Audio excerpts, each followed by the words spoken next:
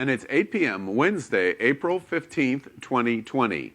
And can you tell? We're coming from coronavirus.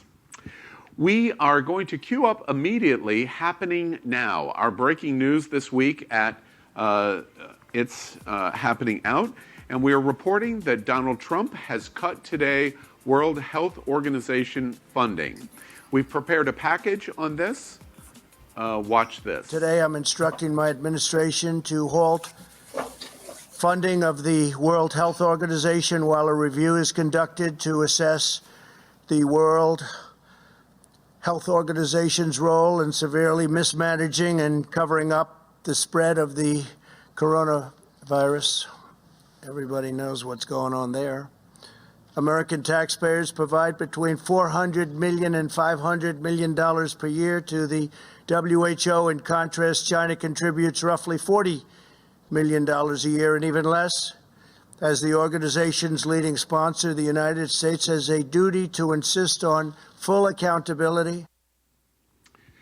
Well, President Trump has made a decision that he has cut World Health Organization funding, which brought many people in the United States and all over the world a very dramatic and swift reply. The president of the head of the United Nations has been very specific in his criticism today of the United States and the president. The foreign minister of China specifically responded to say that this was going to have a very dramatic and significant effect on coronavirus's ability to be stopped and actually to enhance spread. And even Bill Gates today has tweeted indicating that in his opinion, the only organization in the world that can effectively manage coronavirus is the World Health Organization. And he had little trust in any other national organization doing it on a planetary basis, especially the United States. The Democrats have replied in Congress that they don't think the president has the right to be able to do this and are now pursuing it in the House of Representatives. And the Republicans are going to launch their own initiation of investigation of the World Health Organization in conjunction with the Chinese. What makes today's news by Donald Trump so distressing is it is over a reaction to World Health and China, as opposed to the focus of the critical need of what World Health Organization is doing at this moment, at this hour, in terms of trying to fight coronavirus. So that's the breaking news tonight. As we have this conversation, I want to tell you our three other hosts here tonight at Q News Tonight, all socially isolated in following our protocols at Q News Tonight, is first NapoleonPlays. Good evening, Napoleon. That's right, and I will always be, and forevermore, socially isolated from you, Al. Don't worry. When Corona ends, I will make sure that I stay at least 50 feet away from you. It only took him about 12 seconds to get in the first joke. I'm going to come right back at him tonight. You can't come back again. And quickly. Also, host tonight at It's Happening Out is Misty Eyes. Hi. Welcome, Misty. What's up, everybody? I'm also keeping my safe kisses from afar. Yeah, and Hello. as you know, America, Misty is in call-in duty for Q News Tonight, every night live at 7 o'clock. And thank goodness, because you're helping to help me in the heavy lifting to try to overcome Napoleon. That's right. Al has always been accused of lifting heavily.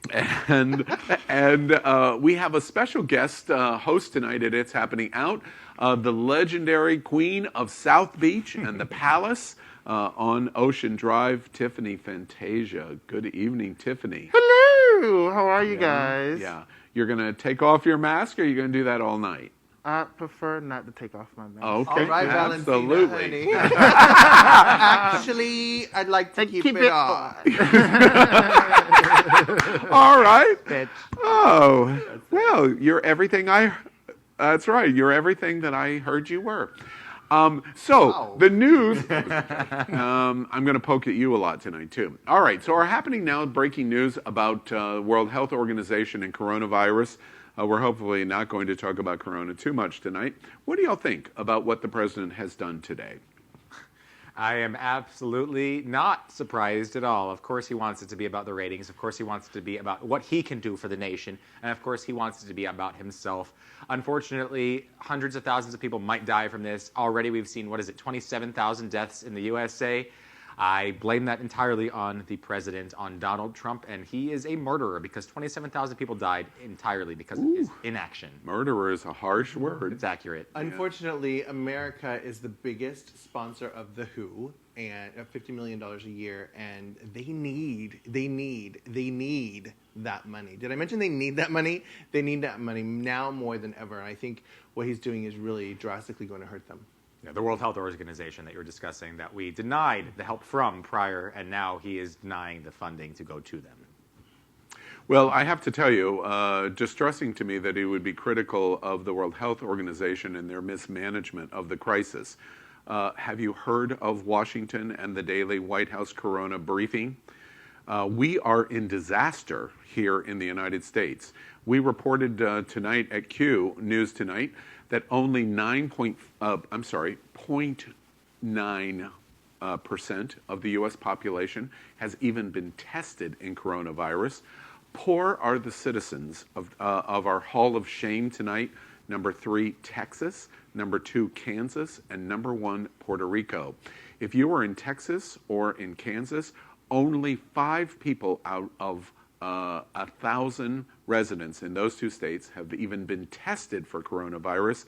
And if you're in Puerto Rico, only 2 out of 1,000 residents in Puerto Rico.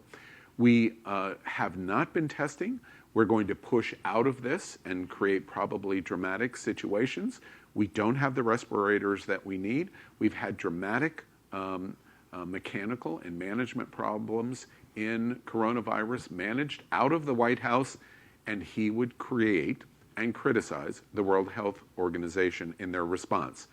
As a reminder, in our breaking news happening now, the United States only has 4% of the population of the world, and in the last 5 weeks has created 20% of all of the deaths. It does not seem to me that we're managing coronavirus, and therefore our president have much credibility in terms of his criticism of the World Health Organization. So good evening again, America. You are watching the world's most popular live gay TV show. So many of the kind of stories that you will be interested in are next on It's Happening Out. This week on It's Happening Out. I feel lousy because it's nighttime. And I'm a little depressed because I feel like as soon as we can see people again and go out, we're going to be so happy and grateful. And in about 3 days, we're all going to take it all for granted again.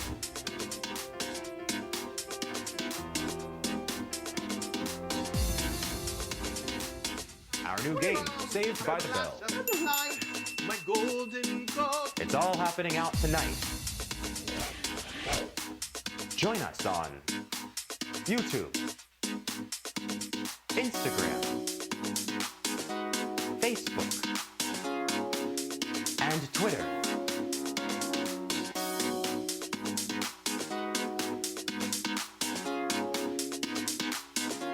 Special guest host, Tiffany Fantasia. Special guest host, Misty Eyes.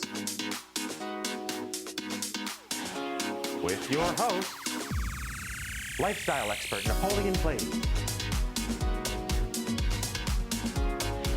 Reality TV star, Chef Josie. Trans activist, Aaron Phoenix. DJ Diva Power Infiniti.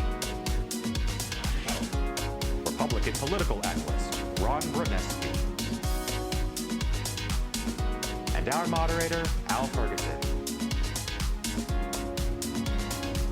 It all starts right now, live on It's Happening Out.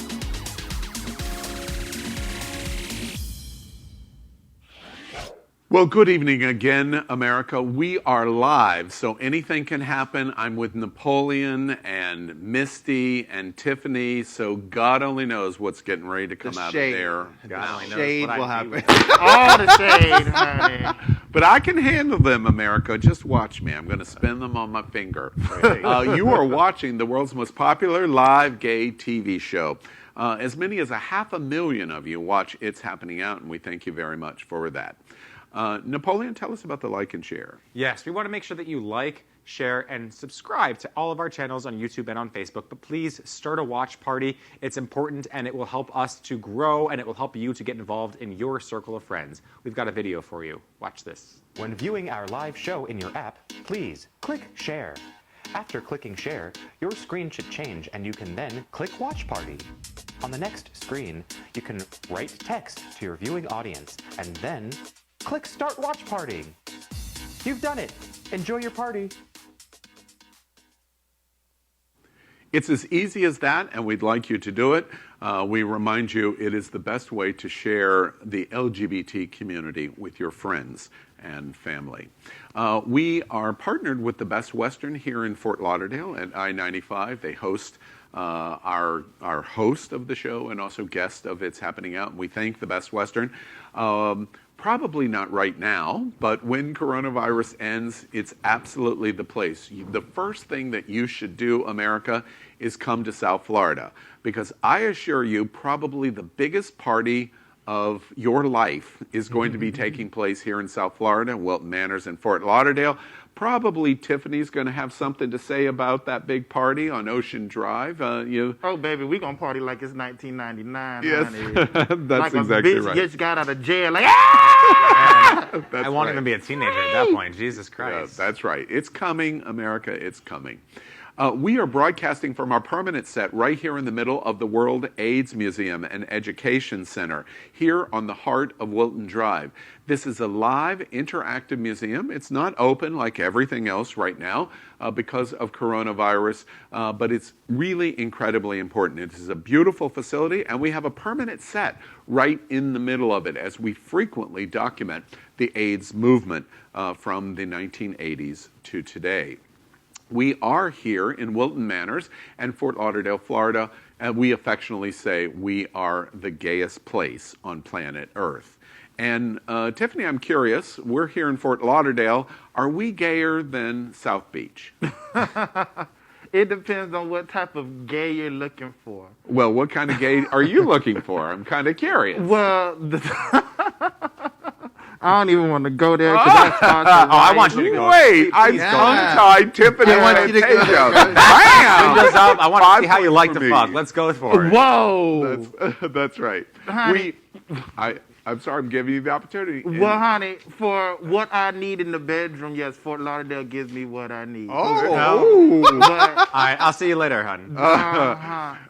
You don't want to be near Napoleon. He is horny as fuck. Oh my God! Napoleon can't handle this. Oh, I'm all from right. Baltimore, babe. I can guarantee I will. I'm I from love it. Miami, bitch. What you gonna do? Oh, Oh, with all that junk inside that trunk, I'ma love it, man. I will absolutely devour it. Oh. You just wait. You don't know what love is, boy. You want to keep cosplaying Wait. as Melina? I will absolutely, or Katana. I will love that for the rest of the night. Please just come back in some purple or indigo, and I will be all on that bitch. Okay, just say that to America. I will be all on that. Misty, you want to jump in here? Girl, Girl. when gay boys act like they like girls, I learned a long time ago, never trust anybody in a gay bar. They're either drunk or high or lying. Hello. So I'm just like, please, girl, you Wait. sit down, have a seat. Wait, that's on Napoleon's business card. All three of them. Drunk, high, and lying. What All can I right. say? We also want to say that our set that we're here in the World AIDS Museum and Education Center is courtesy of Concepto Modern Living. They helped build this beautiful set right here in the middle of the museum. We want to remind you, Misty and Napoleon and I, Aaron Darr is in a medical social isolation to support specific needs that he has expressed, and it's happening out in Q News. And Misty has stepped in, and you're doing a great job for Q News tonight. We broadcast every night, 7 p.m. live, LGBT news and headlines from around America and the world. We we are literally in this live show out of the closet and into the headlines. It's national and LGBTQ news. Very significant accomplishment, principally broadcast in YouTube television. And last week, more than 100,000 of you watched Q News Tonight. We thank you. What do y'all think about your experience at Q News so far?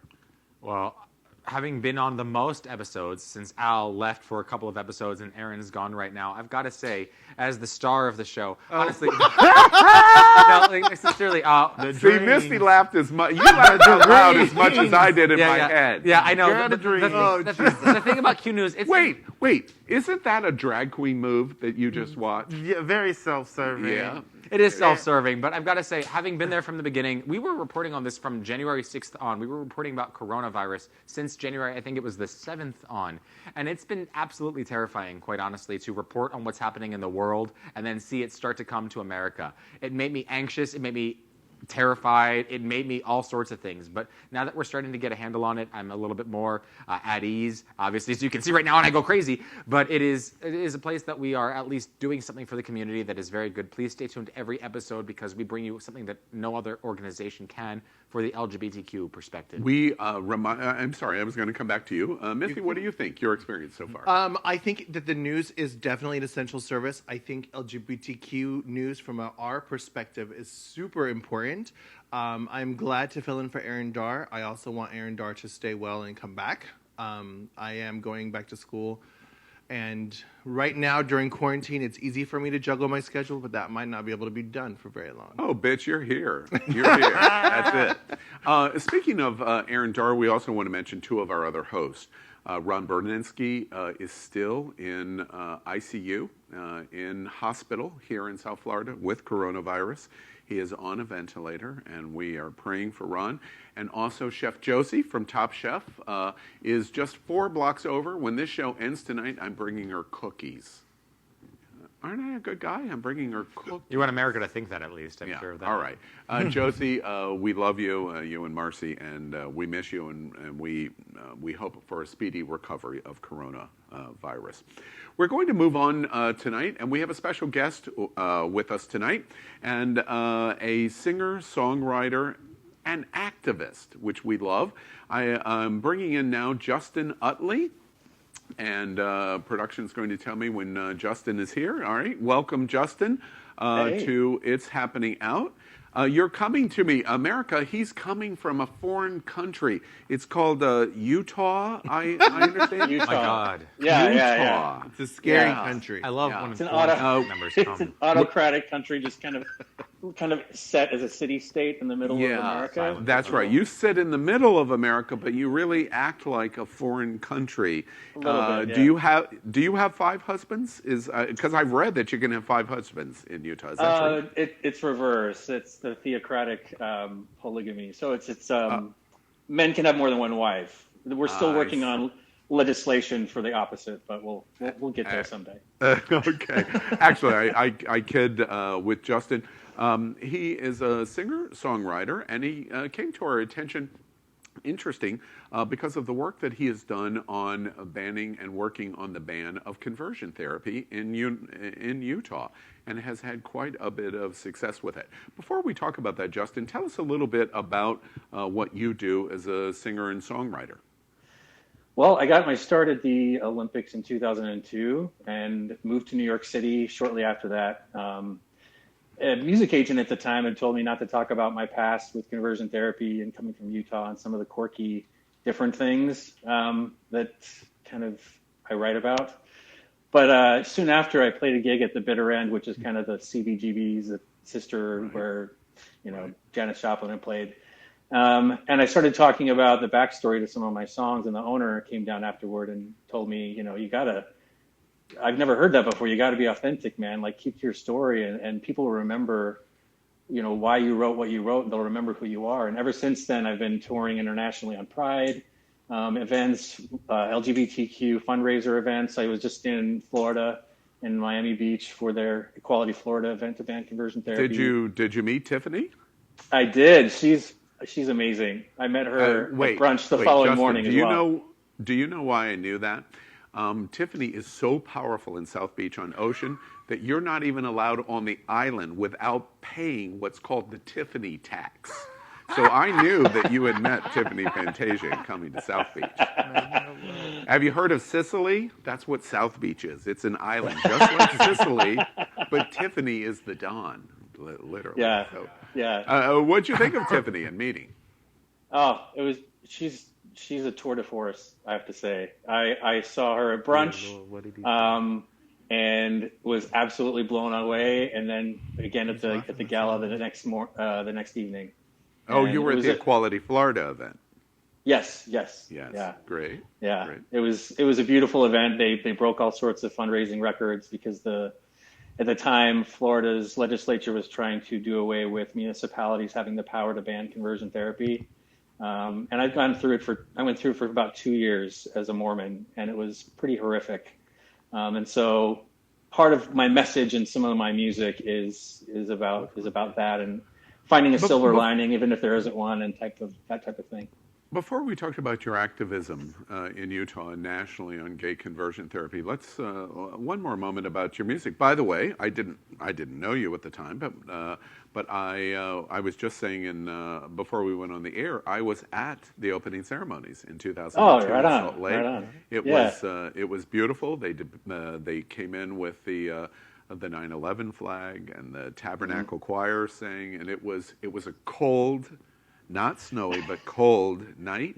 And it was amazing. It was a beautiful event. Your music, how does LGBT America hear you? Do they go to iTunes or iTunes, get your plug in for that? Yeah, Apple Music, iTunes, Spotify, YouTube. I've got some new videos up there, over almost to 2 million views now. Posters in 7-Eleven, I hear. Posters next to the maple bars and the glazed donuts.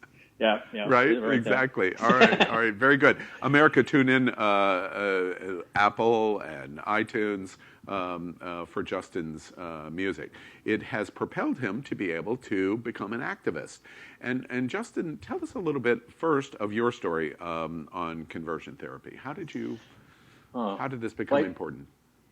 Well, I always knew something was different, and I had kind of these bro crushes growing up, and I didn't understand what they were. Was it admiration? Was it, I didn't identify with the gay stereotype, the type that's on TV, and just kind of more of a laughable stereotype.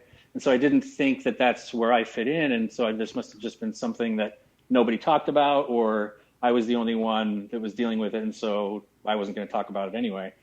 When I got off of my Mormon mission that I did for 2 years, I confided in my bishop. Wait, I pause. I apologize for interrupting, but explain to America the 2-year mission, because a lot of people don't know what that is.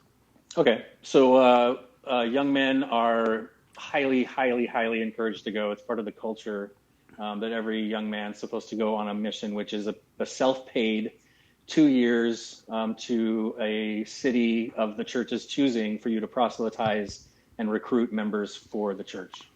So you have to pay your own way. You're commanded to go. And women have the option, a little less of a stricter push to go, because they kind of want the women to stay home and get married as soon as they can and start having Mormon babies. But I went for 2 years. Yeah, I know. Spread the word through reproduction. Woo. So I went down to Arizona. We've all watched the Book of Mormon. We already know that. Oh, right on. And you know what? All of the dogma and a lot of the rules and everything, they're real. That was not far off from the mark at all. I mean, the tap dancing number was amazing, but I never did that on my own. It's funny that you say that. I actually didn't learn a lot about the Mormon religion in this 2-year witnessing that you go out on. I actually learned of it through men.com and Falcon Films. That's where I mostly those were a little further off the mark than the Book of Mormon musical, but I'll give it to you for historical perspective. All right, and this brought you to your advocacy in conversion therapy. Explain that to us.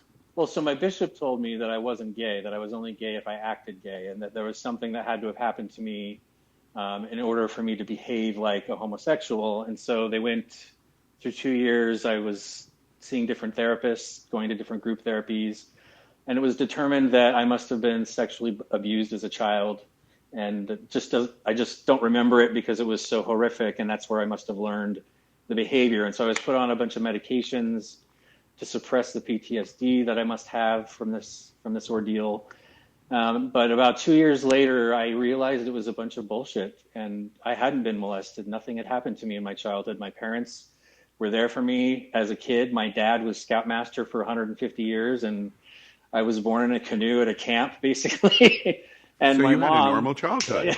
normal childhood. I went out and got beat up by my brothers in the backyard, and I mean, nothing different from any Justin, other family in I want to America. take a highlighter to what you just said. Those people that still face the process of conversion therapy or maybe in it, there can be complete normalcy. The issue of conversion therapy is that you're told and sold a story of why. And what Yeah. you've just said is you're completely normal, and it's Right. nothing that you did. It's who Right. you are. Exactly. They strip away the identity that you can have and the dignity that you can have as a gay man, and try to replace it with shame and fear and a story, a disorder or a diagnosis.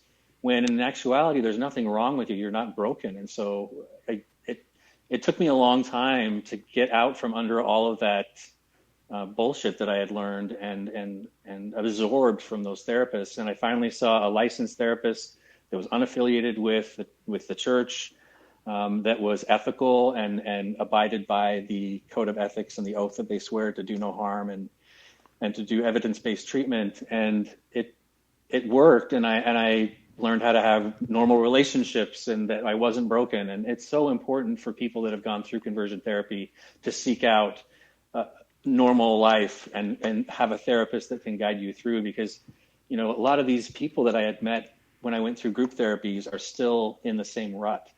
And so my next kind of chapter, since we've got this band in Utah now, the conversion therapy for minors, this next chapter is me reaching out to those people that are still in that rut and helping them along to seek a normal life again. So your activism has helped in terms of reversing Utah's law, in terms of banning conversion therapy. Your standard now is to help those that have gone through the process heal in the way that you have healed. Yep. And to also go to the 30 other states that still don't have the ban and take my guitar with me and see what I can do. And then sing and combine, very interesting, to combine your music with your activism of conversion therapy. Tell us very quickly, major states that still allow gay conversion therapy, which many people say is torture. It's absolutely torture. Well, Florida as a state is still allowing it. They go municipality by municipality to try to get things passed. That's a state that still has it. Georgia is still a state that has it. You're going to go through all the southern states, aren't you, Justin? Well, there's a few in the north. South. I mean, they're working on, I believe, Illinois. But again, Chicago's banned it, but the state, I believe, is still working on it. And so different legislation processes are different processes in different states. The way Utah got it done, since legislatively it got shot down, they went through the division of licensing, which is a great move, because you have the legislative process taken out completely. You don't have any laws, have any church authority telling people how to vote. And the Department of Licensing of therapists were the ones that made the decision, and it was unanimous. So it was amazing. Well, Justin, we congratulate you from your start at the Winter Olympics in Salt Lake City in 2002, your music career, your move to New York, but how all of those lights came together to help become more than all of that in terms of helping so many other people, especially those in Utah. Thank you. People do not understand nationally that are watching, and internationally it's happening out, that the church in Salt Lake City basically is the dominant political structure in the entire state. And for you to overcome that is really quite an accomplishment. We are putting up contact information about Justin Utley, but you verbally tell us, people watching that might be exposed right now in conversion therapy, or a survivor of conversion therapy, but we're not able to get to the healing place that you're at. How do they get in contact with you? Tell America how to do that. You can email me at justin@justinutley.com, and I check those all the time. You can reach me out on Facebook. I'm on Instagram as well, and I answer those messages personally. Absolutely. Well, and JustinUtley.com is the big feature there in terms of what you just heard from him. Justin, thank you for being with us tonight. And by the way, I make the joke about you being in a foreign country. I live in Florida. And while we are in America, we are the freak show state. So really, the joke comes right back to me. So and you swing elections too every single time. Yes, and we're going to cheat America out of another one on November 3rd. We're gearing up for it. We're gearing up for it. Justin, thank you very much for being with us tonight at It's Happening Out. Thank you for having me so much. Thank you. All right, America, we continue on tonight. By the way, Tiffany, I am so impressed. Justin basically acknowledges you're the Don of South Beach. You're the shit. That's true. I can imagine a lot of the things I've done for you. I'm still waiting for the money back, but it's okay. Right? I forgive you. What have you done for me lately? Are you gonna Right. Oh, wait, we're going to have a drag sing-off here. It's Glee. Right God, here we at have It's to play Happening Pitch Out. Perfect soon. I swear we have Yes. to. I worked with Pitch Tiffany Perfect. for 4 years. I got her back. Yeah. Oh, fine. And it's sisterhood. All right, let's move on to our meme of the week. And this week we have a meme of the week that is sound enhanced. So let's watch the meme of the week. Watch this. Government, I ain't gonna front. It's playing. Justin. Bitch is scared. Shit got me panicking. And a lot of you motherfuckers thinking that y'all kiki. Like, guess what, bitch? Coronavirus. Shit is real. Shit is getting real. Woo! Bitch, I'm scared. Wow. Wow. Oh, wait. Gotta be a fan. Will I throw production for a loop if we watch that one more time? Is that possible? If it is. All of our audience. That we have to see that again. And a lot of you motherfuckers thinking that y'all kiki. Like, guess what, bitch? Coronavirus. Shit is real. Shit is getting real. Shit is getting real. Oh. I'm so uncomfortable. My right goodness. now. I Getting real. I feel. It's getting real, bitch. All right. Well, the meme that's of why I the had to watch it again. It was like, what did I just watch there? All Took me a right. second to process the fact that it was Cardi B with Donald Trump's face. Yes. I will And never hair forgive color. myself for having seen that image. It will be in my nightmares forever. One more time. That was Cardi B. Yeah. Yeah. Wow. Wow. She got some booty now. She The does. sad part is she'll probably be dressing like that 40, 50 years from now, so that without match. Yeah. Later down the road. Exactly right. Oh. That video is the original video of just her was from months ago. Yeah. Months ago. Donald Trump was definitely not singing that tune months ago. No, exactly. All right, let's move on, and we're going to play our shot game called I'd Swallow That. Everybody knows how it plays. We invite you at home to have a beer, or tequila's even better. But if you're in sobriety, do some water or some soft drinks. I'm going to ask 4 questions of all of us, and if you agree to the question, if the answer is yes, you take the shot. If not, you put the shot down and you say no. Tiffany, I can't help but notice, which is no surprise to me at all, principal headliner, and you're the show director at Palace, right? No. no? I'm a headliner, darling. Bitch, better get it Wait. right. You down. Skylar. Wait, did I just experience a scene from Sister Act? No, I'm the headliner. That's it, honey. All right. Skylar's the right there. Oh, the joke. Have a seat out. Just Have a seat. The joke I was going to make is you touched the drink really, really quick, so you are a queen of South Beach. Not all she touches. All right. So Beware. wait, what is Napoleon's going on thirsty. between Tiffany The and only other thing Napoleon? I touch is money. I don't know what Napoleon's talking about. I just touch money. Hey, don't be racist. Just because I'm white doesn't mean I can't be banged. Is she Baby, do you know how many white boys I have made into men? Don't play with me. I am already a man. Wait, I'm going to suspend the game and allow this to go on. Go ahead. No. All right. Bitch, I'm from Baltimore, okay? right. We can go. I'm from Miami, bitch. Catch up. Yeah. All right. So we're going to play I'd Swallow That. Everybody knows the rules. We're ready. We have our shots here. Here is question number 1. I'd swallow that. I have a favorite guilty pleasure to keep me occupied right now in social isolation. Oh, it's like, don't have the shot in my mouth. Now, 3 of us do. I don't think I have a guilty pleasure. I'm Why? trying to. Well, I don't know. You guys. Wait. Let me fish for the answer. Okay. Do you have a partner? It's So you're by yourself. complicated. It's, yeah, I'm by complicated. myself, yeah. Napoleon doesn't. I don't. So I are don't. we? You can be out there, America. I'm waiting for you.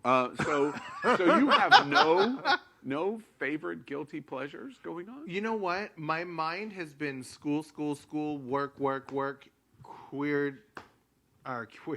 Q News tonight is happening out. Queer news. Work. When I go home, I'm working again or working on school. So I don't know that I've developed a guilty pleasure besides working too much. Now that I'm working from home, my husband's like, you work now more than you've ever worked. You know, I'm really sad to say this, but boring. Yeah, that's okay. What- I just don't think I could drink. What is your? I almost guarantee you, right there it goes.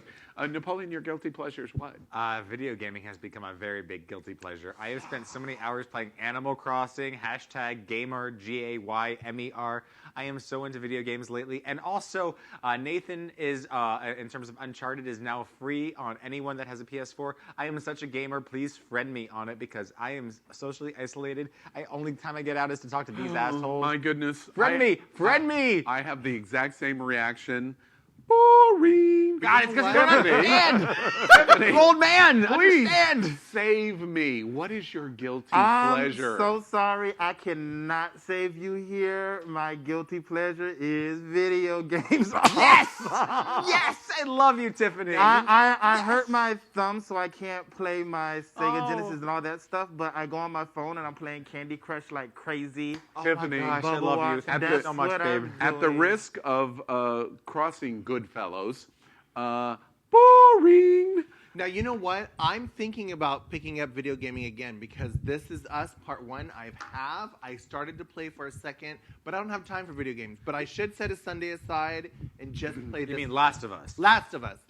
This Is Us is a TV show Right, I with watched Mandy Last of Us. Moore. Yeah. I mean, Yeah, come on. it's a good I love TV Mandy show, though. Moore. But Last of Us Part 2 is coming out, and they're going to kill hate crimes. Yes, So, they are. Oh my God, I'm so excited. groups. Well, welcome to the nursing home set tonight. It's happening. Oh, well, you save Al. us. You save us, Al. What have What you is done? your guilty pleasure? What's your guilty Let's pleasure? find out. I can't Miss wait to hear this Florentina. one. Let's do You this. already know where I'm going to go with this. Napoleon has shared. I have never had online experience. I have met people from all over the world. Let's call in pause Corona. for a minute. I no, taught wait. Al how to have sex. Wait, Apparently. no. He was bad at it before. I gave Wait, him the no, impetus. Cyber Good. sex is your new thing? Oh, well, it's interesting. I wouldn't go as far as that, although, yes, I would. But what I would say is I have met interesting people all over the planet. I bet. In fact, I have made a commitment. I have not said this out loud at all until right now. I have made a commitment while self-isolation is going on to talk to at least one person in 100 countries. What website is this? This, What app are you well, there's Chatterbait? Yes, Is that what it is? Chatterbait. No. What I No. recommended to Al, because I'm his sex alpha. I teach him Oh, everything about sex Jesus because he. God. I don't know. I don't have sex with Al. He learns about sex from me. And the site I introduced him to was Dirty Roulette because he needed to know how to get off with people because people won't do it with him in person. Well, dude, you tell these stories and it's not true. But anyway, to my point, about 100 countries, I have talked extensively, 57 countries And it's so far. easy to speak to people in other languages when you're just showing body. Oh, don't worry. All right. Al has no interest in learning another language. He's super curious, but he will not learn any You know, other language. in all I seriousness, promise you. in terms of this guilty pleasure, people all over the world. I've talked to people in Africa, in South How much South money did Pacific. they ask you for? I have, How much money? How much money did they ask you for? That's all I'm asking. Were there any prince? you know, This is Nigeria. There for Al. Give it a week. there Give it a was week or this two. Nigerian Give prince. it 2 weeks. Give it 2 weeks. You know Like, what oh, was- I got into an accident. I need some money. You know one thing that I have to. Wait. I could go. I could tell you so much. But one thing that is interesting in this of talking to so many people, almost universally around the world, they are fascinated about what's going on in America. I'm not kidding. That is No true. joke here. They're fascinated about what is going on. Trump and Corona. The number one question is Donald Trump. They want to know everything. Now, you're on, what's the site called? Dirty Roulette. And Okay. It's Wait, everyone everywhere. wait, stop. On what we talked Dirty about, sure. Roulette. So you're on that, and who would think, wait, let's talk about Donald Trump. And it happens frequently, and what's going on, and et cetera, and so on. And so Wait, do you not normally have sex and think of Donald Trump? Because, I mean, every time I have sex, for my entire life, I've always thought of Donald Trump as I had sex. Yeah. Child. All right. Let's move on. I'd swallow that. Let's move to question number 2.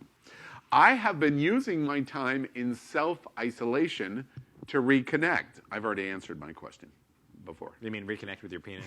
Is that what you're saying right here? Oh, God. All right. Who have you guys reconnected with? You didn't. You're not reconnecting. Old friends, FaceTiming and reconnecting with old friends and family members. Yeah, cheers. I had a friend in Ocala this morning, that I talked to. It was 8-10 years ago of being friends with and reconnected, and we have done that, and it's been a nice experience. I've enjoyed it. Whereas before, I might not have thought I had time to do it. Wrong on my part, wrong in my priorities, but this has allowed me to reconnect. Boring. Okay, so yes. I've reconnected, like I was saying, I've reconnected with a lot of people that I used to have. I just got a new phone today. It's an old phone, and I was reconnected with 2 muscle daddies that live in Atlanta. Tommy, Aaron, hi, hello. It was the best hello I've gotten in a very long time. Serendipitous, I hear you saying hello over there. I've reconnected with people. I've reconnected with people that are all about making sure that I am supported and loved, and it has been a very good feeling. And also, if they have great chests, then it's even more of a plus. Yeah, So shout out to you guys over there. America, when you hear all of this benign nonsense, here's the dagger into the shoulder blades. Napoleon, I believe you haven't had sex in over a month. Bam. With another person. I'm socially isolated. I am With another respectful person and in real life. responsible, okay? I'm a good citizen of the United States. I bet you've jerked off more in the last month than you. That's not really sex. It's a completely different kind of sex. probably- Napoleon, Cyber for the sex is first still- time, here, wait, let me pull the dagger out and put it in again. This is the first 30 days in over a decade where he hasn't had sex. Boom. It's not dagger. At least. What is it? It hurts. I guarantee it hurts. It's made me more experimental I'm sure you for say sure. that all the time. It hurts. It hurts. I don't even know where we were anymore. Let's move Take it out and on. put some more lube in. Where are we at? Tiffany, what's going on with you? Tiffany, with this yeah, question? Wherever you the hell tell we us. are. I don't know, not really. I just talk to the same people I've always talked to. There's nothing different on my end. Well, when they're bringing you baskets full of money to come on the island, I guess that's the only people you have to talk Oh, to. come Girl, on the you know island. that's not true. They ain't bringing no black person no damn money on South Beach. Girl, bye. Girl, bye. I'm ready to come All on right, the island anytime. let's do question number 3. Question number 3. I'd swallow that. Faith or spirituality in a partner means a lot to me. Yeah, sure. Cheers. I'll definitely drink to that. If spirituality means that they have a body and I am in isolation for a month, yeah, sure, that means a lot to me. You're not supposed to worship the body. So to the I'll worship anything I want, Tiffany. Thank you very much. I'm okay. sure you will. That's So- the problem now. So the the Jewish guy, a partner or whatever, however you define it. I don't even want to get into that. Faith or spirituality is not important to you? No, it's very important to me. I mean, spiritual sex is the best kind of sex. You get really into it, and you get really into that. bitch, you shut your mouth, okay? Yes, of course it's You important. need Jesus and not Jesus. You need Jesus. I'm Jewish, What okay? is Of wrong? course I love Jesus. I'm sure you. That's a great soundbite. You need Jesus, not Jesus. Love Not that. the one we're going to Taco That's Bell. right. Oh my God, I like Jesus all night Tiffany, long. is spirituality or faith is important in a partner for you? Yes.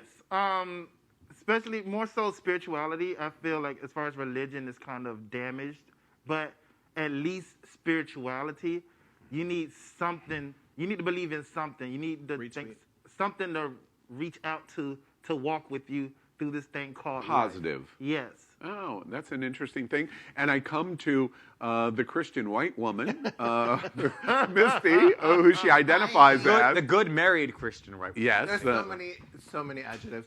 But yes, I think that when the Bible, first of all, says you should not be unequally yoked. And I think that's important in a lot of things, religion, spirituality, even democratical parties. I don't think that you have to be on the same page, but you have to be in the same book. Yeah, okay. All right, let's move on to our final fourth question. And I want something really much more specific. I want the nuts and bolts. So question number 4 is, I have thought of learning in coronavirus a new skill. You mean like a new sexual position? Like a new like a new skill?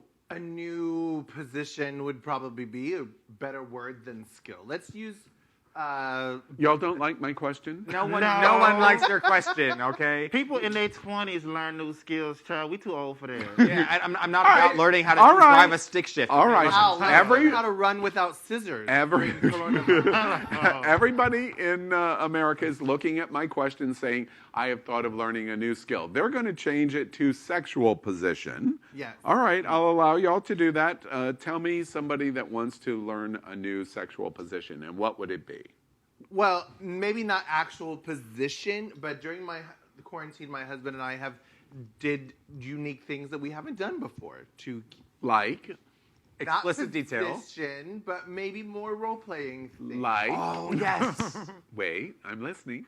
Oh, you're going to be a masked nurse. Okay, I see how that goes. Coronavirus!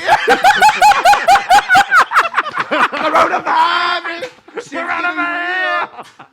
I mean, it's too easy. Wait, the nurse is treating the person with coronavirus? Is that what you're telling me? Gotta treat the patient. Coronavirus. Oh my God! Wait a minute. Misty, I'm going to have no respect for you if you tell me you're implementing a respirator. But she got that ventilator on right. She got that ventilator on right. Yeah. Nothing to do with coronavirus. Everything to do with a naughty nurse. Oh my God! Define naughty nurse. What's a nurse? We are idolizing our healthcare workers, and you've just made them naughty. What made them naughty? I think many people have had medical fantasies for a millennia. Like, I think that's just real. It was an easy prop that I had on hand. But that's because scrubs reveal everything. It's like gray sweatpants. You can just see what's flopping around. like It's a part of the gray fun. Oh, Oh, hello. I mean, like, what are you talking about here, darling? I mean, come on. Wait, y'all are really horny. Tree, we have had that conversation. Tiffany, I mean, whatever. What's the new position or whatever? No, not for me, baby. She's quarantining. I'm done. I'm honey. I'm a hoe. Yeah.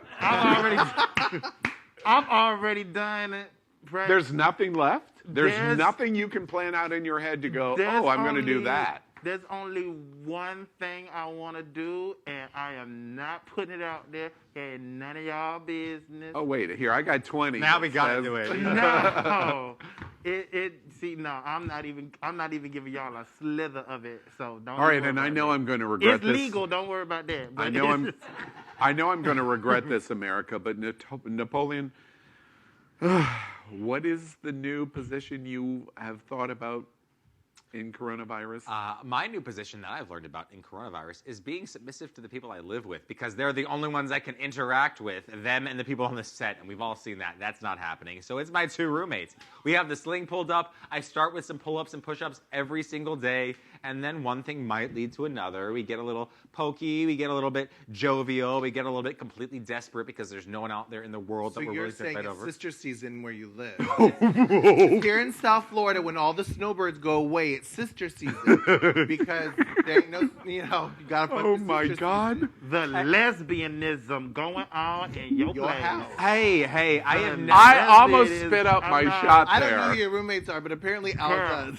Yeah. Hey, they're very attractive people. I'm trying to say. It has nothing to do with Thank you looks. for being a It's friend. the sister season. She hits it Travel on. down the road. Desperate times. We are in Miami, after all. And he is a golden girl. So that's I'd Always swallow in that. one. That's right. This week, let's move on out of our shot game. We hope you enjoy it. Are we drunk? And we're trying, and we are going to do a Sober few guy feels celebrity hot topics. And our first hot topic has to do with Governor Andrew Cuomo's brother. Chris Cuomo, anchor at CNN, admits that he is going through depression while he is battling COVID-19.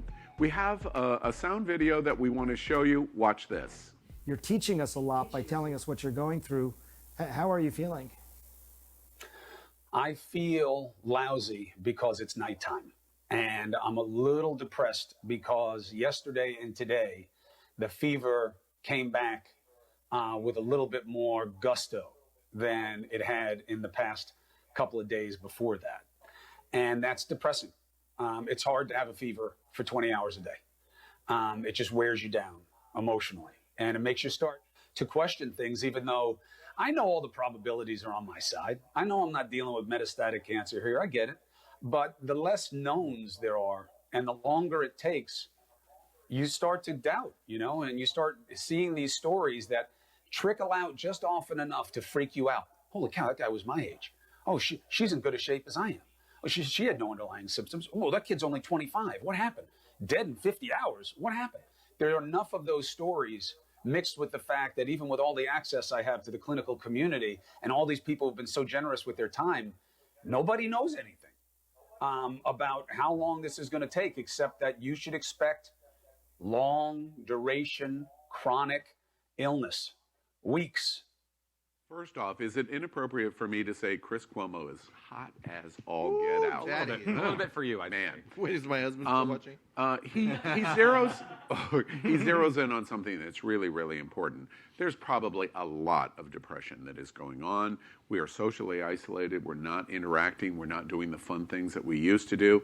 Napoleon is horny all of the time. Clearly, that leads to depression. How do we deal with Chris Cuomo's observation of, gosh, I know this is not cancer, but... I honestly want to talk on that. Yeah, I am horny all the time. I'm bipolar, and part of what I was experiencing, especially in this last week, was because at first I was very anxious. I had fears for my family, and then in this last week, I've experienced some really extreme depression. Really extreme depression, where I didn't want to move. I didn't even notice it at first. I've been very aware of it for a very long time.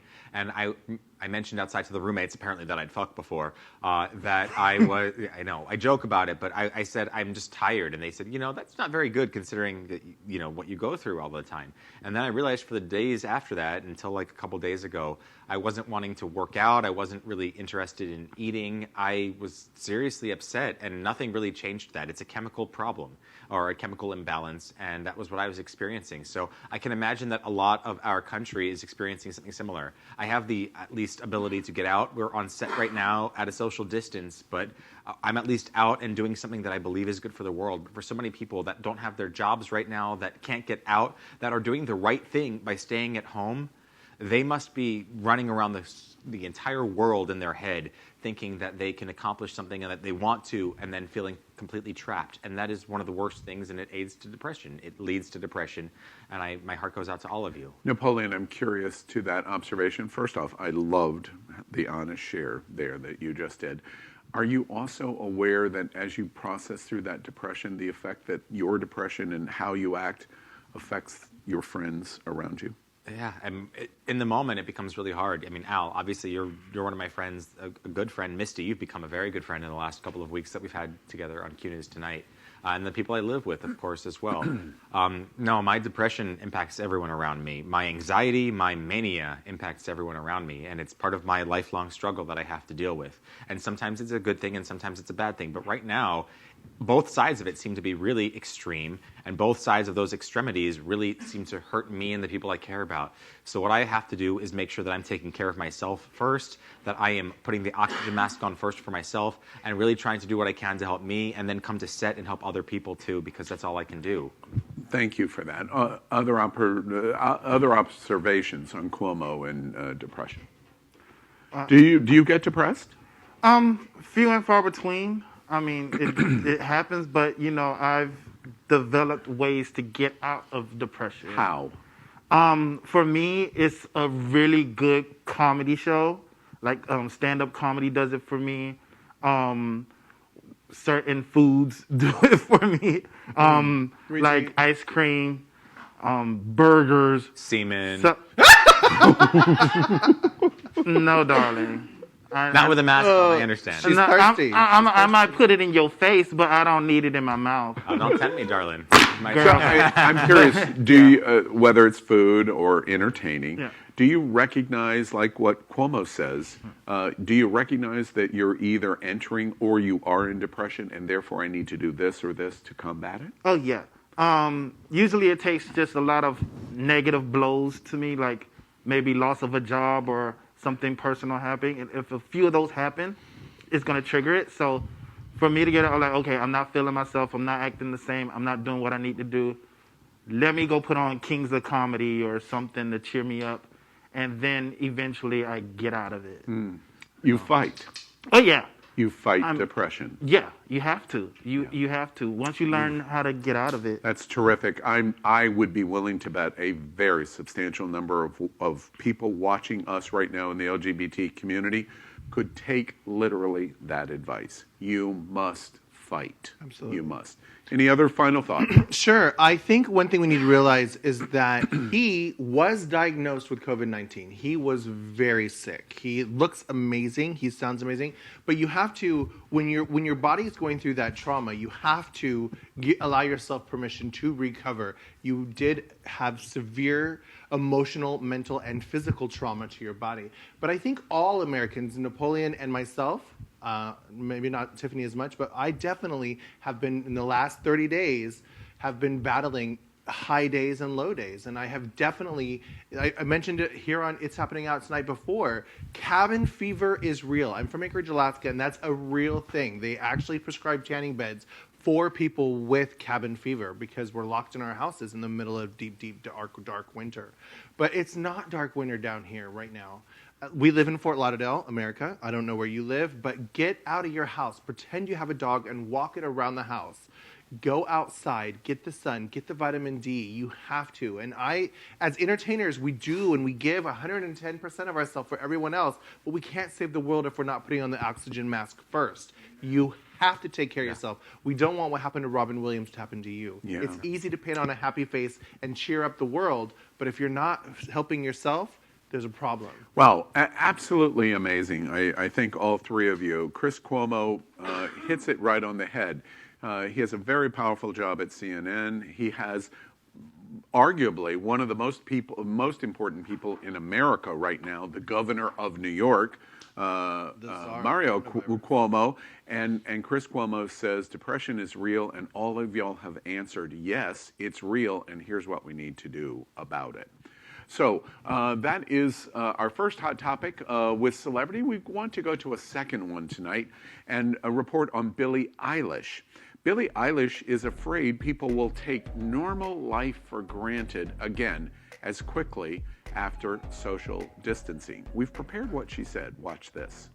In a new interview with the Telecom Electronic Beats podcast, Billie said, quote, "It sounds so introverted and like lonerish, but I'm really enjoying being alone. It's been nice. I feel like everybody on the internet has been talking about how they've been on FaceTime all day long with their friends, and I have this feeling of like, I love my friends. I can't wait to see them. I do miss them a lot. But at the same time, I'm good being alone. I like being alone. I haven't had this time off since I was like 12.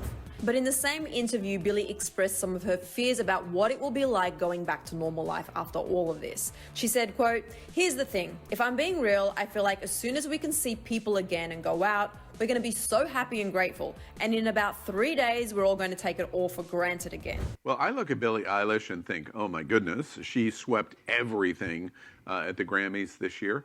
How smart is this child, basically, of what she said? What do y'all think about her observations on social isolating, distancing? I don't think she's had the opportunity to have a moment to herself since she blew up. Myself, I'm getting so many calendar notifications. In 10 minutes, you're supposed to speak to Memorial Hospital. In 30 minutes, you're going to be speaking here. And that has been depressing me, too. Like, oh, my God. I haven't erased them because they're still on my calendar, obviously. But she probably has it down to the minute. You have to be here before you have to get on a plane. And she's probably cherishing this moment right now because she doesn't get a moment to breathe. Other thoughts?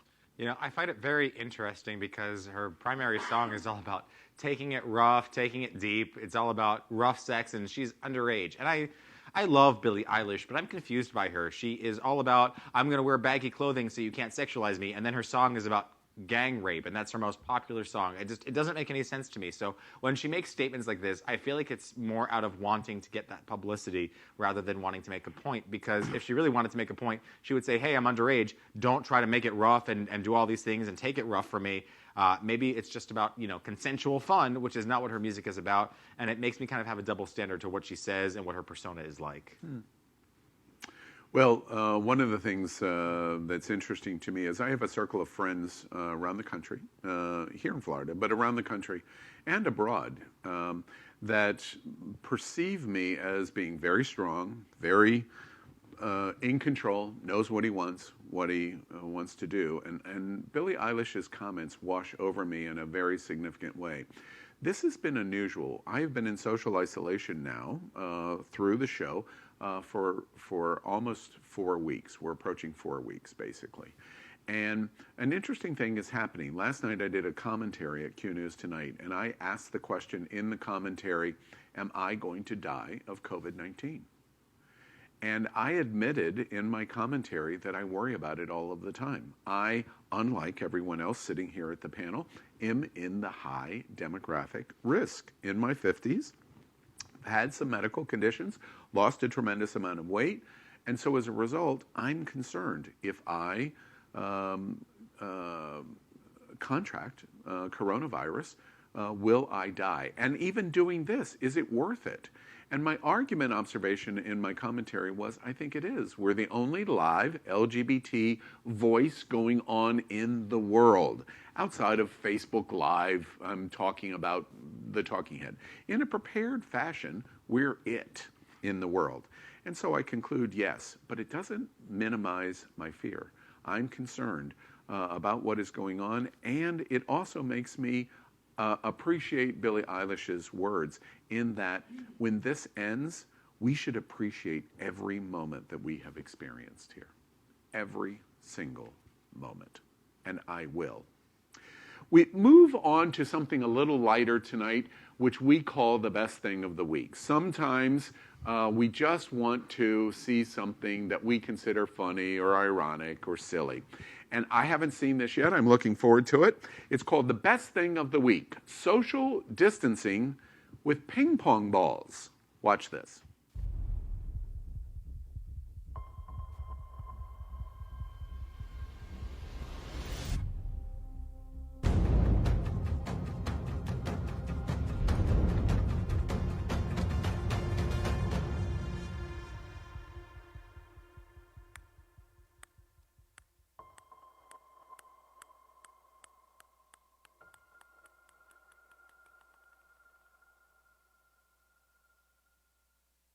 What a brilliant message that was.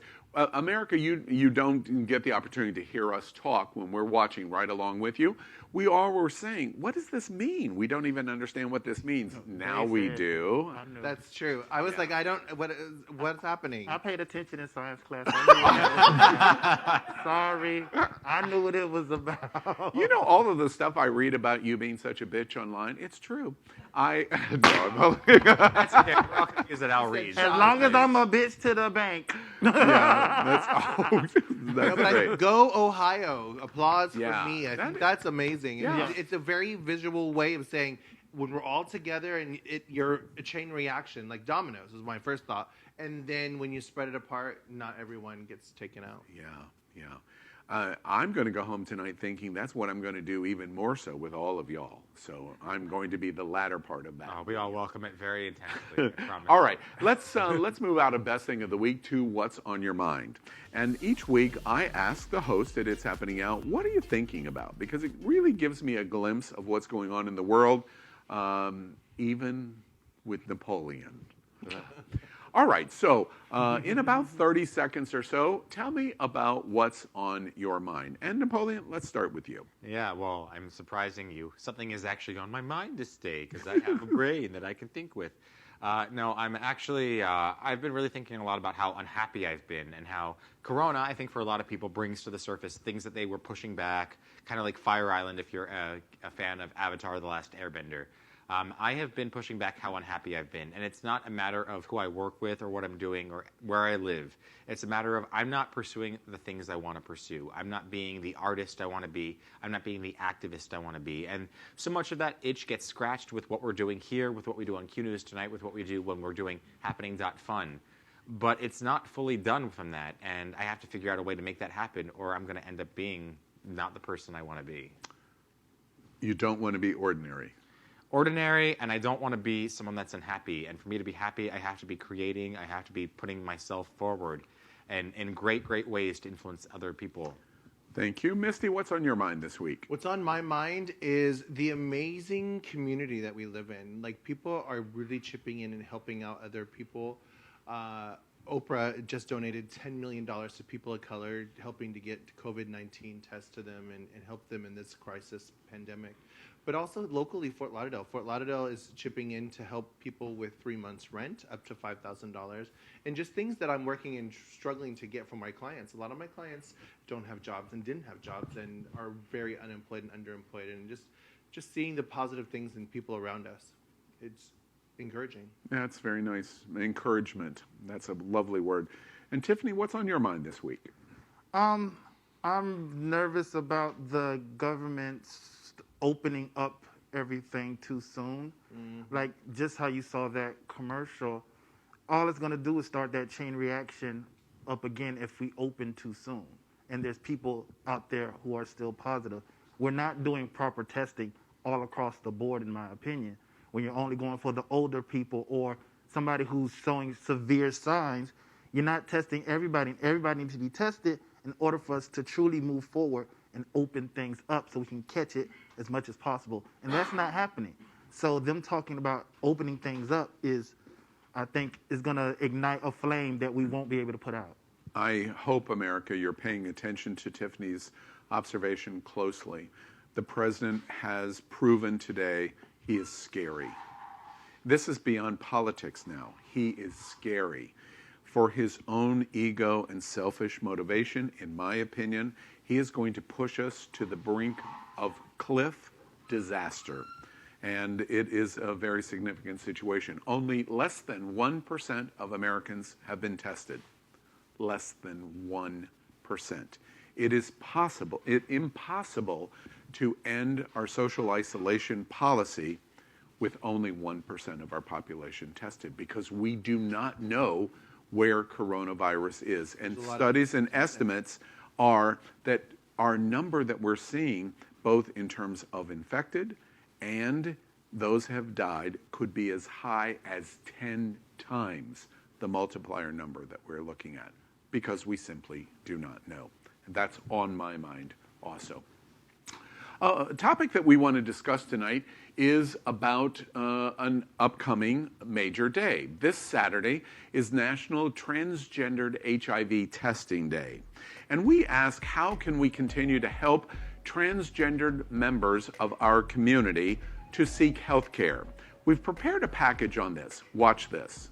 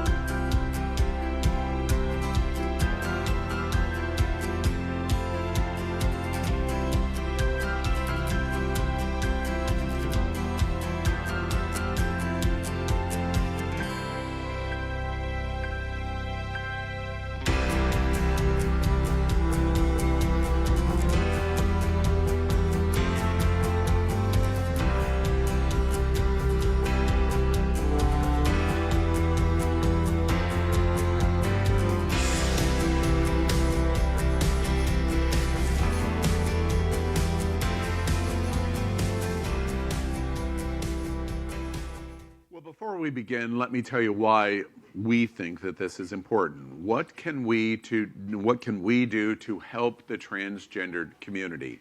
We report over and over and over again. Did you know that acceptance of the LGBT community in surveys and polls now show 72% acceptance by America and Americans? But the one remaining area that is still woefully falling behind is in the LGBT in our community. Transgendered is the focus of full attack by many of the states and local communities. Hence, we ask this question. With this opportunity of discussing this day on Saturday, what can we do? Any thoughts? All right. I mean, I've got to throw it to you, Misty, first. I have a lot of thoughts, but... Well, yes, the trans community is very marginalized. I think I just said it before. Most of my clients, I have over 1,000 clients in the last 4 years at SunServe, and most of my clients are unemployed or underemployed. So if you think about it, in the jobs where you work, how many of your jobs are afraid to hire a lesbian? How many of your jobs are afraid to hire a gay person? Now think of how many trans people work where you work. Probably not a lot. The trans people are the most marginalized and attacked, and we talk every week. We can't have a week go by where we don't talk about a transgender hate crime. It just happened 2 days ago in Indonesia, 3 days ago in Brazil. Like, it's disgusting and it's wrong and it's shameful.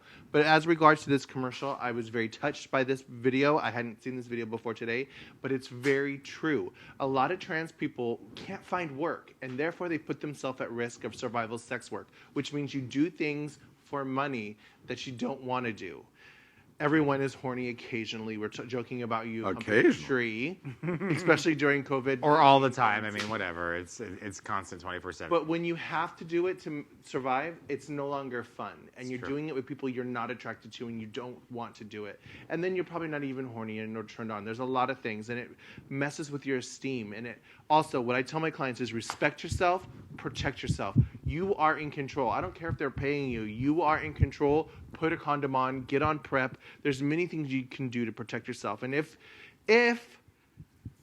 you don't protect yourself, 100% go get tested. 100% go get tested. I would rather go with a client and hold their hand while they're waiting for their results and know that they have something and get on medication. U equals U means undetectable equals untransmittable. That means you can't give HIV if you're successfully taking your medication regime. Misty, I want to come back to a soundbite that I learned from you that I have repeated 100 times. Sure. You said it's happening out that almost without exception, every trans person has done sex work. In my age demographic. Yes, and right, in that parameter. The dinosaur trans woman. Right, the dinosaur trans woman. Dinosaur. Another great soundbite. I'm being honest. Right, another great soundbite. And I gave you the opportunity of going, wait, that's washing over me completely incorrect. You do not mean to say what you're saying. So I want to make sure that I give you the opportunity to take you off the hook. And when I gave you that opportunity, you returned and put yourself right back on the hook and said, no, I said what I said. Right.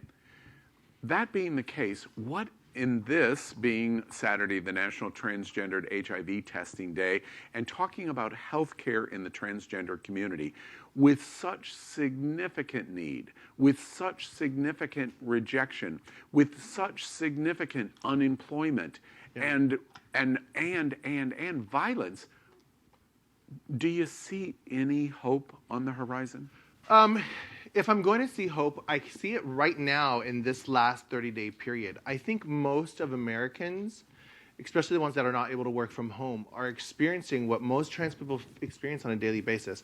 We're joking about people going on, what's that app where you show naked pictures? There's a lot of apps for Dirty that. Roulette.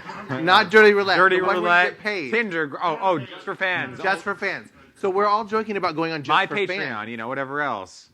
The list goes on. But we were just talking about recently about you creating a just for fans. But that's a reality for most trans people. Ew. I don't know who would. Anyways. Yeah. Jokes aside. I don't know who would pay for that. Jokes aside, this is a reality for trans people. Many trans women specifically cannot find work. And therefore, they're struggling to survive. And they're like, I got to figure out this. I'm going to do cam work. I'm going to do just for fans. Or I'm going to do whatever. And It's a reality. Fortunately, many of my young clients that are 20s and younger, 23, 24 and younger, they haven't had to resort to this. But the girls that have been doing it for a while... And explain, I don't honestly understand what you just said. Why? Why is the age demographic of Gen Z or potentially millennial versus up to baby boomer? Why is it different? I can go there.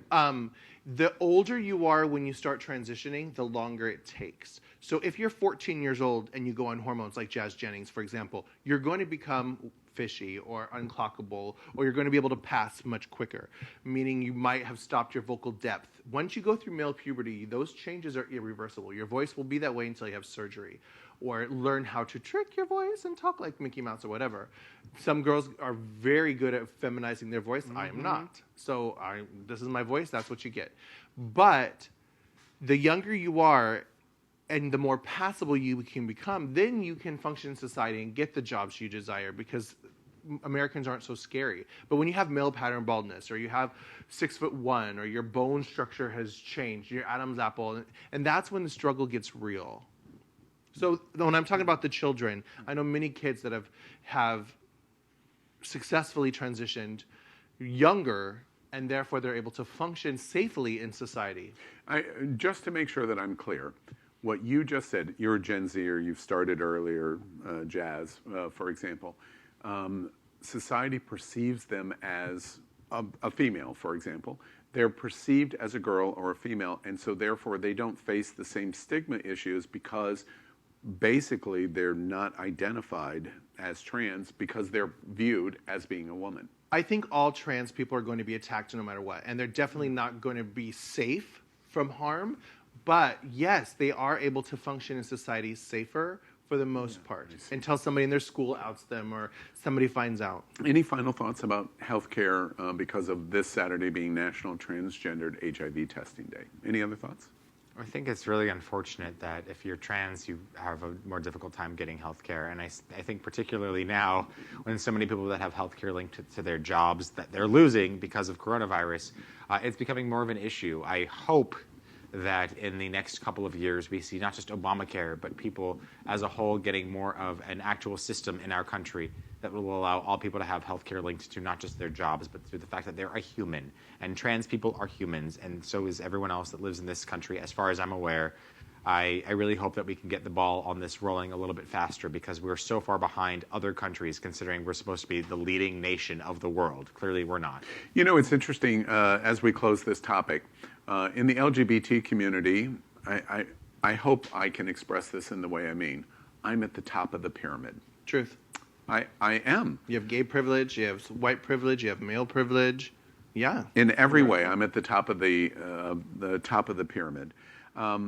It's a shame to me, because I'm an illustration, and Misty is an illustration, and this conversation is an illustration of Misty's not at my point.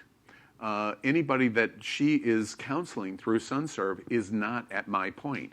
However, that makes me incredibly sad, because I am where they want to be. Truth. And that is what the LGBT community should be all about. And one other thing that I would suggest to you, this is a call to action moment. This conversation, Saturday being the National Transgender HIV Testing Day, it is a call to action for the LGBT community. Your vote matters. If you vote for Joe Biden, transgender rights are going to improve in America.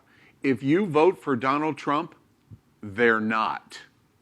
And the number one reason is not because of just the President of the United States, because down ballot is everything. States, municipalities, Congress are all going to be affected by what you do on November 3rd.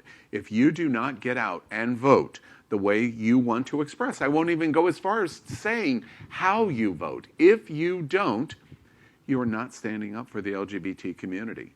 And I call you out as a hypocrite. You are not standing up for the T in the LGBT community. Saturday is the National Transgender HIV Testing Day.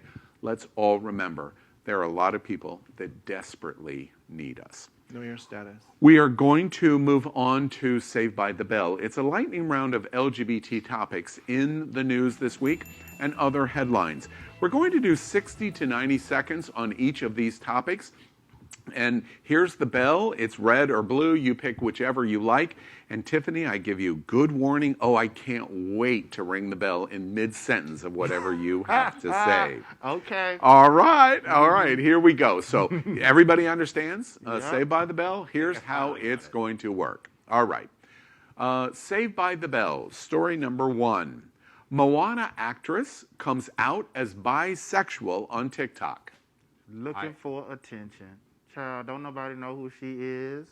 Like, come on. I'm over it, girl. Everybody's coming out left and right. Just do something. Just do something. No. Do something. Get another movie. Don't come to me. She was with 15 when that movie came out. I You don't even know care. her name, and she was set for that role specifically. Guess what? I'm Ali gay. Carvalho. I'm over it. Okay, she's not just incredible and an incredible singer with a movie that is one of the best that Pixar has ever had. She is one of the people that is out there now being a star, being somebody that is there for the entire LGBTQ community to come out to. People have had crushes over her and are loving the fact that she came out. How dare you, Tiffany? She's an icon. She's an icon. You're a gay man. What? You're a gay man too. Yeah, but I love her. What? Well, who cares what genitals she's enjoying? Why is it she's news? Beautiful. I think she's beautiful. Good for her. I'm looking at her video right now. Stunning. I can't believe how much she looked like the actual Moana, Yes. like the cartoon depiction of herself. Down for whatever. But Her voice is on fleek. I Come will on. admit, I was with Tiffany for a first second when I first heard this. Like, come on, you need attention. Go for you. But I'm not going to say bisexuality is not a real thing, because it definitely is. And I've said on this show, and I've said on I'm trying to rename it, Q News Tonight, that I think everyone is pansexual.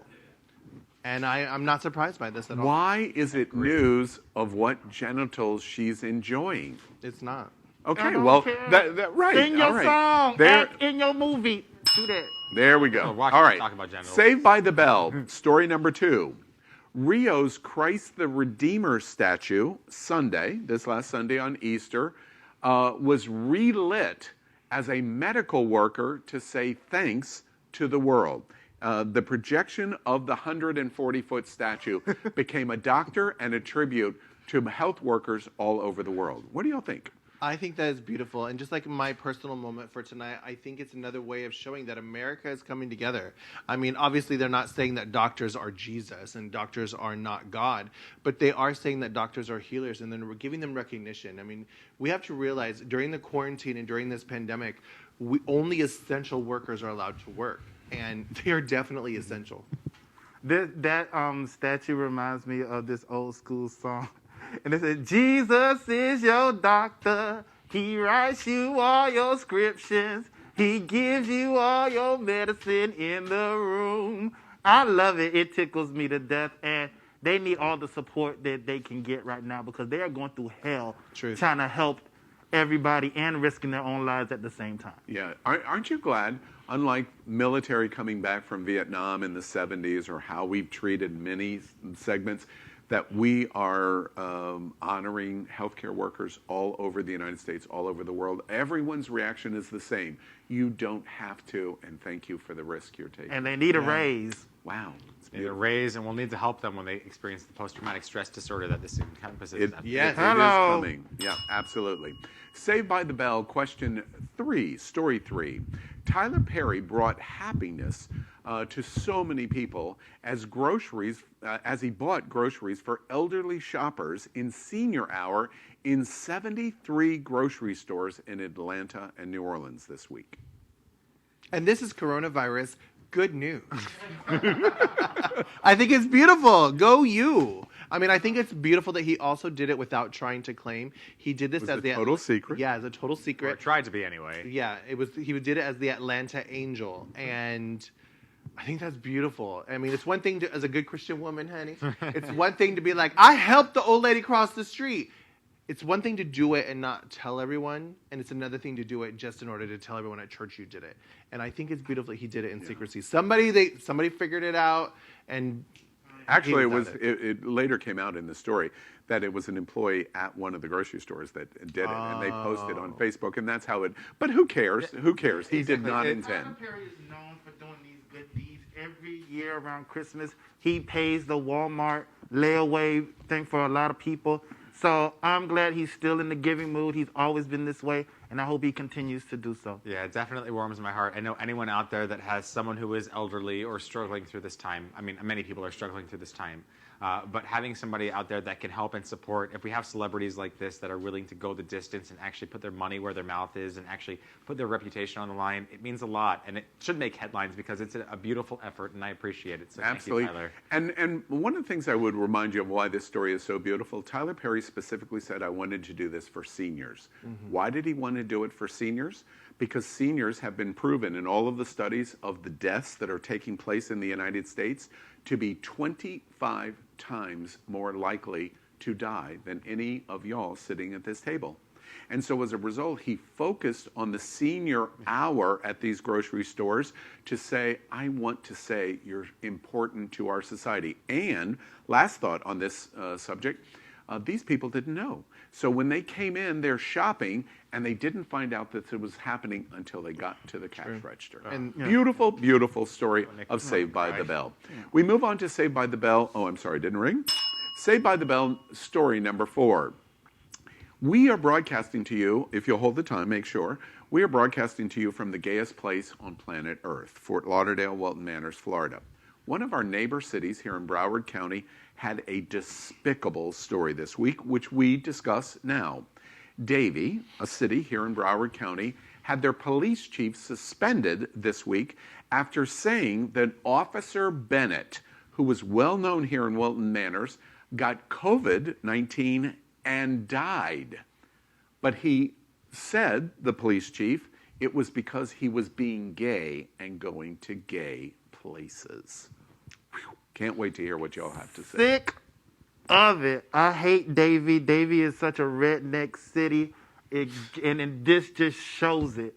He also said he had an underlying health issue, which was totally false, and it's just disgusting to even go that route to try and shift the blame of however he got the virus and why they don't have proper equipment in their section. That's ridiculous, and he needs to be fired because he obviously shows bias, and he's just a disgusting person. I agree with you. How dare he try to place the blame on the LGBTQ community, especially Officer Shannon Bennett was beloved. I know that myself and other people on this in this company were fans of his. He was only 39 years old. He was a great person in our community. He was part of the leather community. He had a lot of fans as a Dom, and he was just getting started with what his career could produce. And for somebody else to say, somebody that is in the police force, that it was because he was gay, not only shows negligence, it shows that he's completely incompetent for his job, because it is absolutely over the top to say something like that. And above all else, as it relates to it, we're broadcasting from the World AIDS Museum in the gayest place on planet Earth. There are estimates that here in South Florida, there are 300,000 people that are identified in the LGBT community. It's one of the principal LGBT communities in the entire world. This police chief covers a city that is 15 minutes from this location. It is hurtful, it is painful, it is disrespectful, it is ignorant. And that is the police chief of Davie, Florida. We continue and moving on to Saved by the Bell, story number 5. And that is reporting that costume designers all over the world, from top shows on Broadway to designers like Louis Vuitton, are getting together to make medical supplies. What do y'all think? Oh, I noticed that they don't have their brand names on any of what they're creating, and I think that's fine. They don't have to try to sell these to people that are upper end and can afford it. But they're getting the supplies out there, and right now, when our country and when our president specifically is failing us, if we're relying on fashion icons around the globe and here in the USA to supply us with primary physician equipment, the PPEs that they need, if we're relying on on people that create clothing to give us what we need for our doctors, then it shows a severe problem in our own country. And it's very unfortunate, but at least there's somebody to step up when Donald Trump will not. Anybody have a Louis Vuitton mask? No.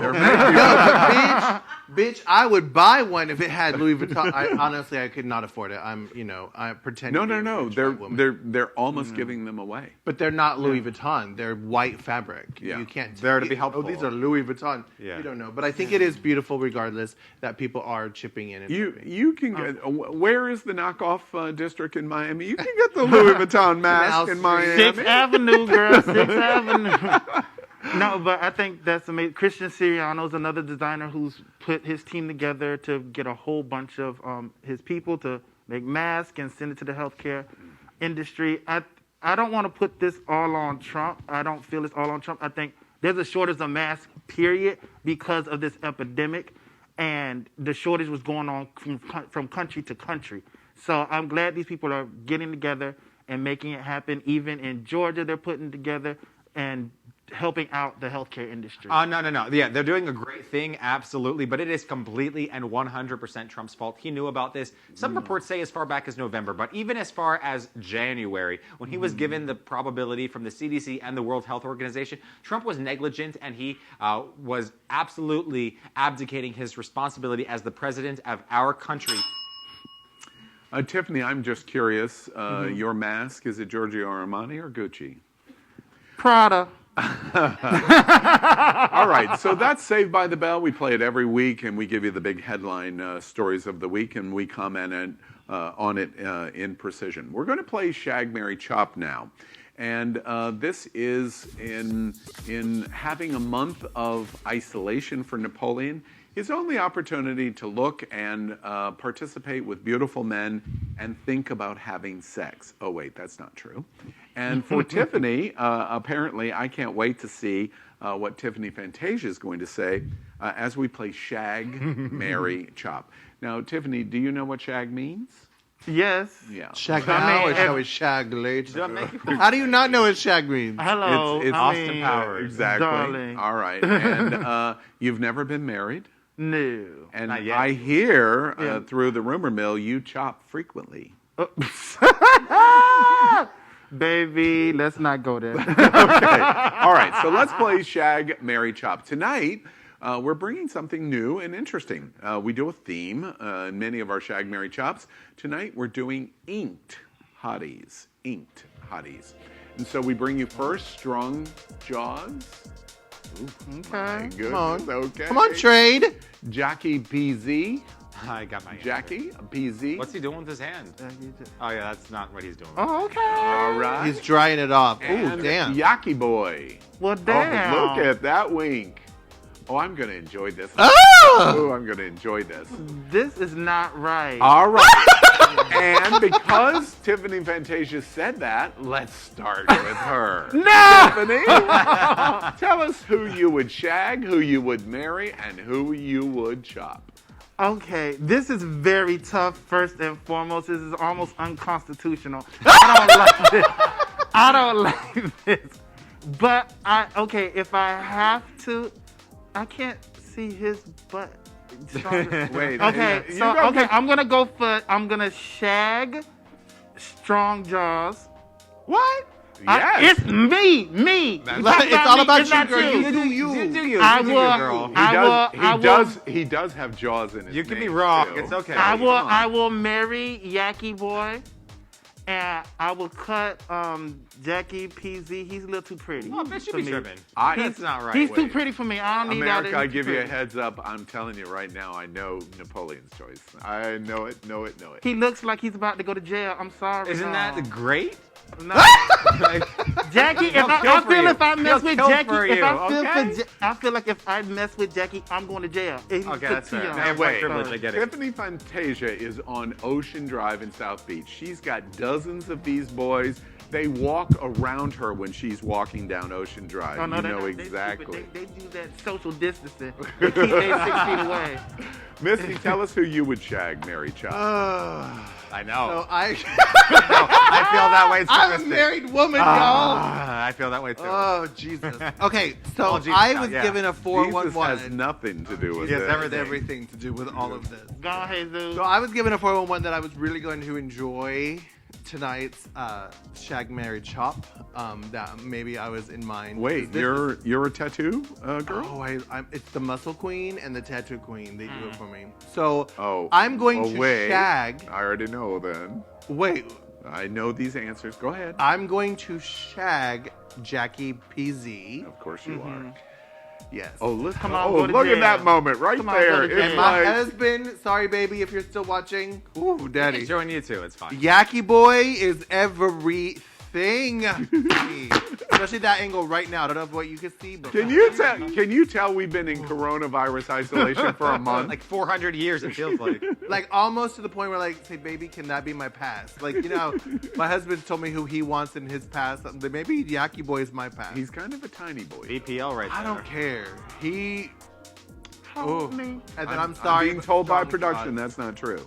So, Strong Jaws, you are chopped. Now, you know what? I can't tell how tall they are. Yeah. But whoever's the tallest is automatically elevated to husband. But right now, Yaki Boy is my I husband. love his. I love Strong Jaws head trim. He looks too short. Beautiful. That's why. Yeah. And Napoleon, here we go. Now, please don't have an orgasm doing this. I think I already had Or 3. do. I mean, like 3 or 4 while we're watching this. Because, like you said, it's been 4,000 or 5,000 weeks right now. So watching this, I think my decision has changed a couple of times. I know who I'm going to chop, but my shag, it's a difficult one. My shag, No, it isn't. got it. My shag is going to be Jackie. Yeah, I get it. You're a player. You got the Rocky Gold shorts on, fine. You're very sexy, and look at that chest. Like I could stare at that for like 10 minutes. But you're really cocky. So like one time, maybe 5, and you'd be done. Shag 5 or 6 times, you'll be done. Mary, Yaki Boy. God, look at him just put his ass in the air. He's just like, oh God, I'm just gonna reach and go We're twinning, and we're reach twinning. and go and look at those abs. Oh my God, and he's out. I can't even speak anymore watching some of these people. God, every week it's harder and harder. He says that, literally. Steve, I'm but still he literally. wouldn't- he says that, but he wouldn't know what to do with it. He probably wouldn't. I think I I definitely would. know where my mouth is going to go once quarantine is over and I know that they test negative. And then Strong Jaws, like, that's a douchey tattoo. Is that the new thing? You can come over if you bring a quarantine test. Yeah. COVID-19 test. Show me your status, Show man. me your negative status. Show me your quarantine Oh, status dear. is negative. Your COVID status is negative. No, I would chop Strong Jaws because 1, if his jaws are strong, he probably doesn't give the best head, and that's what I like. But 2, I mean, that's just the tattoo's kind of douchey to me.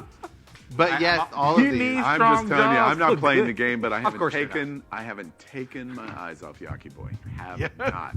Period. Right. Hello. All right. We're at the end of the show. We're getting ready to have some pizza here, and our partner is Jet's Pizza.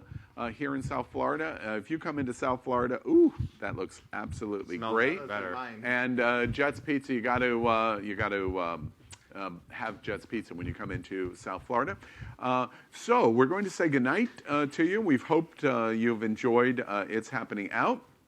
And we give our host an opportunity to say goodnight. And we'll start with Napoleon Plays. Everybody, I know that this is a very difficult time, and if you're in the LGBT community and you're used to just going out and hooking up, it's a very difficult time. But I commend every single one of you that is there at home with blue balls, frustrated, because you can still play with yourself. And I remind you to play every day, every way, because that is the way that you can be there. That is our call to action in society. Generations before us had to go out to war and do other things. We have to stay home. We have to stay home and jerk off. We have to stay home and not infect each other. And please continue to do that. Whatever you need, Yaki Boy, whatever else, stay home, play every day. You've got it here every Wednesday. Napoleon, Dr. Reverend Burrell from Sunshine Cathedral, he's on the phone and he'd like to talk to you. Oh, some Reverend play. That sounds really good. And my friend Misty Eyes. Yes, thank you. Farewell, America. Thank you for watching. Whether you are LGBTQ or just an ally, we respect you for watching our show and tolerating our insanity. But yes, go outside, get some vitamin D. Whether you are able to work at home or you have to go to the front lines and risk your life every day for us and our safety, we thank you. Thank you for watching, and take care of yourself. Oh my God, vitamin D means something so differently right now. And that's funny. And my friend, and by the way, before she says goodnight, Tiffany, thank you very much to come. And I know this could be a little daunting and different in this life of Corona. I love that you kept the mask on the entire way.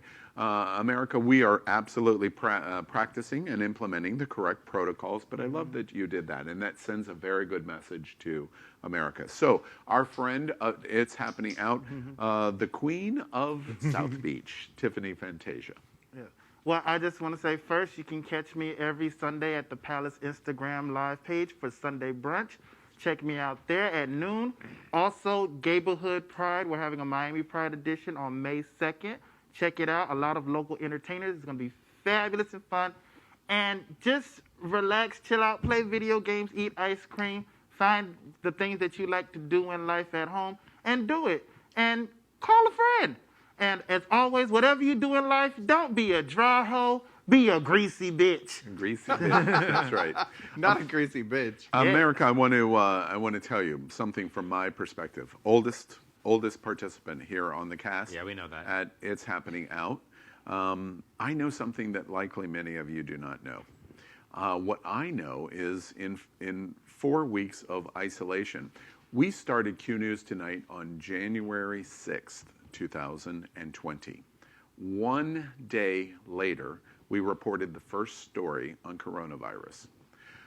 It's gotten worse and worse and worse. Napoleon and I, then Aaron Dar, and now Misty, have reported on coronavirus every step of the way. Yeah. We really have become experts on this subject from a reporting standpoint. Yeah. I want to echo something from the age of my seat that you may not know. You are feeling the way you're feeling because you should be feeling the way you're feeling. In all of the experiences I have had all over the world, I have never been through anything like this, even close. Period. All stop, drop mic. That is a reminder to you that you're not alone. I'm feeling it. Everyone's feeling it. America has crashed. Yeah. It has crashed. And so as a result, we have to face and deal with the crash. And the great thing that we have in the LGBT community that other communities do not have is we've dealt with stuff like this for 60 years, our entire lives. We had Stonewalls, and we had marriage initiatives, and we had Ronald Reagan's in AIDS. We will survive. But it does not mean that this is not a dramatic event, unlike anything we've experienced in our history. So don't try to reject it, and try not to feel like, am I the only one feeling this way? Because you're not. Whether you're 16 in your parents' house or you're Al, we're all feeling the exact same thing.